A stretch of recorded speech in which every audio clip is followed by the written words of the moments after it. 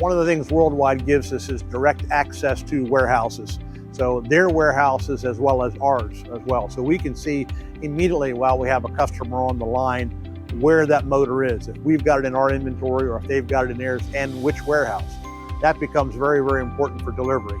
Most customers today are not stocking spares and critical spares, even though we all know they should. It's a financial responsibility, but we have to have it available for them.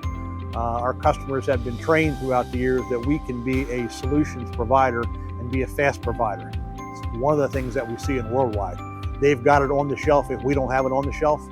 Now, again, we feel like we have to have it on our shelf, but in those cases where we don't, WorldWide typically does. We stock motors through 100 horsepower, we stock drives through 100 horsepower.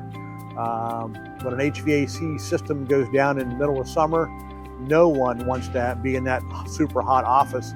So we've got to help them get up and running as fast as possible, whether it's the motor or whether it's the drive. We tend to be very, very good at that for our customers.